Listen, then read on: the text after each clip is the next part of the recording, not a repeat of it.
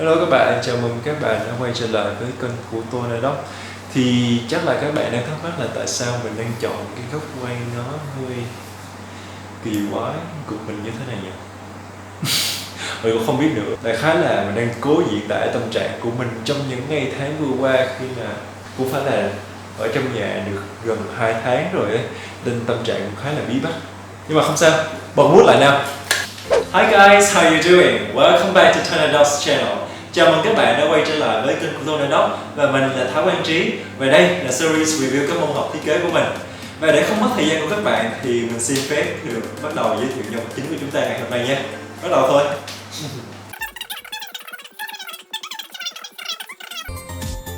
3 months of being friends with perspective did leave me a lot of things to think about, the real life lessons I had learned from this subject, and I will make another video on this topic. Vâng, và không ai khác đó chính là Perspective, phối cảnh, hay bên kiến trúc nó còn có một cái tên gọi tự tự nhưng mà đáng sợ hơn một chút, đó chính là hình học họa hình. Tuy nhiên thì mình xin phép được gọi môn này là BST để tiện giao tiếp với các bạn nhé. Như mình đã nói ở video đợt trước á, BST là một bộ môn cho phép các bạn diễn tả một hay là nhiều các vật thể, ví dụ như là động vật, con người, cây cối hay nhà cửa trên một cái mặt phẳng, ví dụ như là tờ giấy, giúp mang lại một cái cảm giác không gian ba chiều. Trong nghệ thuật, nó là một hệ thống đại diện cho cách mà các đối tượng xuất hiện nhỏ hay lớn hơn, thể hiện cảm giác gần hay xa hơn.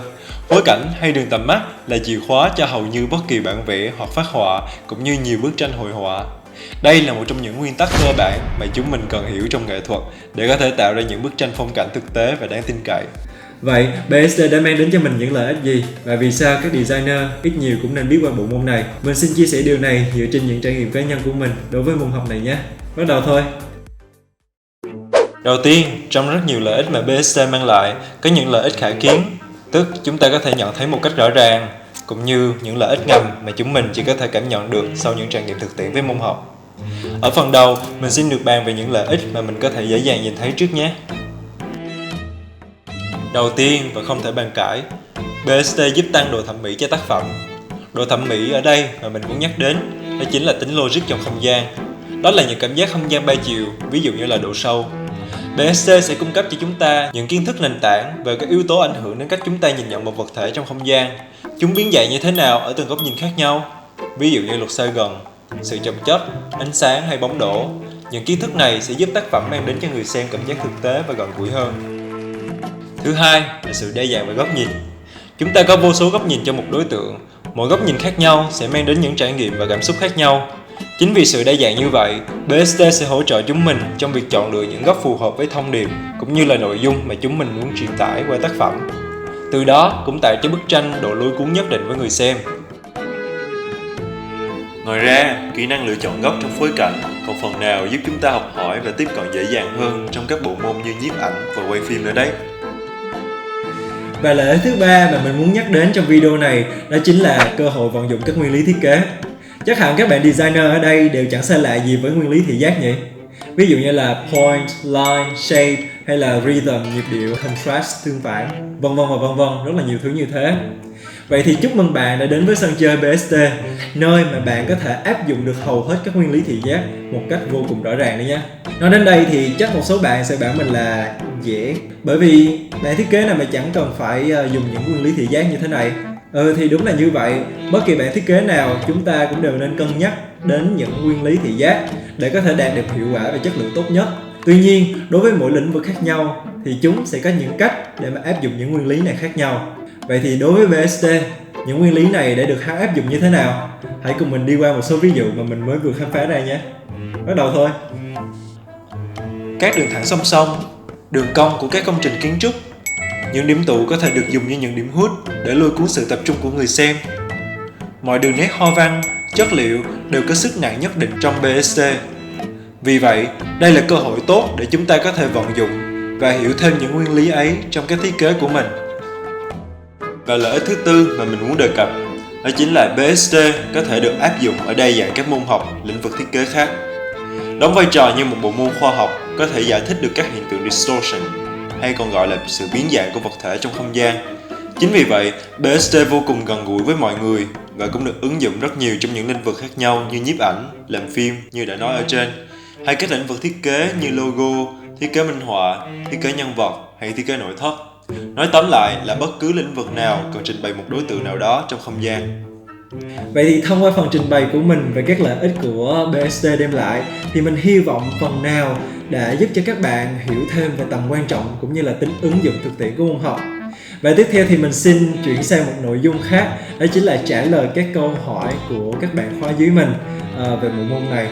Thì đây là những câu hỏi mà mình cảm thấy là khá liên quan tới chủ đề ngày hôm nay, nên là mình quyết định là sẽ trả lời ở trên video này luôn. Các câu hỏi như sau. Vậy thì những trở ngại khi tiếp cận với BST thì như thế nào? Cần chuẩn bị gì để khai thác tốt những kiến thức lẫn những kinh nghiệm và trải nghiệm mà bộ môn đem đến? Ok, mình sẽ đi từng vấn đề một nhé.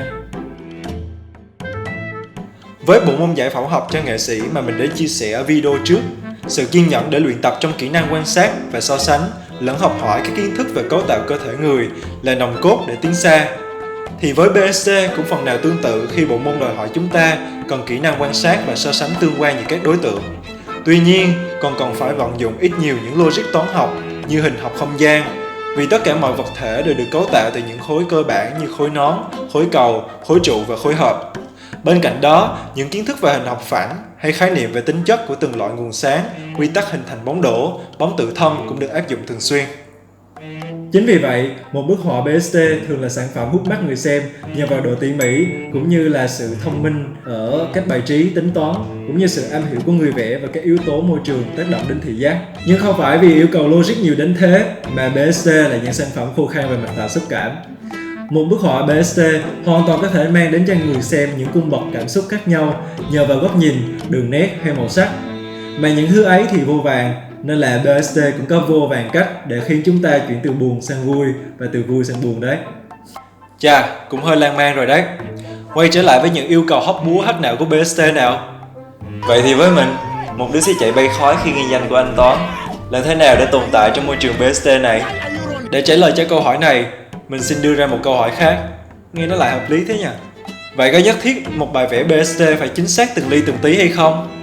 Như mình đã từng nói ở video AFA, sự tỉ mỉ hay những yêu cầu về độ chính xác gần như tuyệt đối còn phụ thuộc vào nhiều mục tiêu của người học. Nhưng với thiết kế đồ họa mà nói, những điều đó không yêu cầu ở mức thượng thừa đâu. Tinh thần của môn cũng tương tự như AFA vậy. Chỉ cần chúng ta hiểu được những điều căn bản và áp dụng chúng thành công trong các sản phẩm thiết kế thì đã là xuất sắc rồi. Trừ khi chúng mình muốn thử thách bản thân hay cố gắng để trở thành một Master Perspective thì điều đó lại quá tốt. Và cũng chính vì tinh thần của môn học như vậy nên các yêu cầu về logic toán học ở môn cũng có một mức độ nhất định.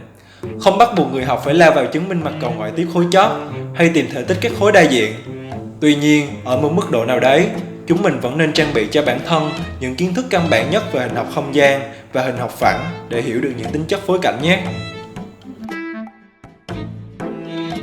Thực sự mà nói thì trải nghiệm của mình với BST cũng khá ngắn ngủi thôi, chỉ vỏn vẹn 3 tháng. Và vì vậy, tất nhiên, mình vẫn chưa thể nào mà khám phá ra được hết tất cả những điều thú vị của bộ môn. Tuy nhiên, may mắn là thầy mình đã gửi cho mình một số nguồn tài liệu tham khảo và mình đã đọc khá kỹ cũng như là đã áp dụng khá nhiều những kỹ thuật hữu ích cho những bài vẽ sau này của mình. Và vì vậy, đó cũng chính là lời nhắn nhủ chân thành nhất từ mình đến với các bạn. Hãy liên hệ với giảng viên của các bạn càng sớm càng tốt nhé, để xin được gợi ý và các nguồn tài liệu tham khảo uy tín. Nhưng mà xin về thì nhớ đọc đấy, đừng bỏ đó, biết bao giờ đó. Đến đây thì thời lượng video cũng khá dài rồi. Mình hy vọng những chia sẻ của mình đã ít nhiều giúp bạn hiểu hơn về bộ môn phối cảnh hữu ích này. Mình luôn mong muốn nhận được sự góp ý của mọi người cho video của mình. Và vì vậy, nếu mọi người có câu hỏi hay mong muốn mình cải thiện kênh ở điểm nào thì mình luôn chờ đợi và sẵn sàng phản hồi ở phần comment bên dưới nhé. Ở video sau, mình sẽ chia sẻ thêm về những lợi ích ngầm của BST Perspective. Cảm ơn mọi người đã ủng hộ và dành thời gian xem video của mình. Đừng quên like và subscribe cũng như là nhẹ nhàng ấn thêm quả chuông bên cạnh để chúng mình có gì trò chuyện với nhau nhiều hơn nhé. Mình là Tony Đốc, xin chào và hẹn gặp lại.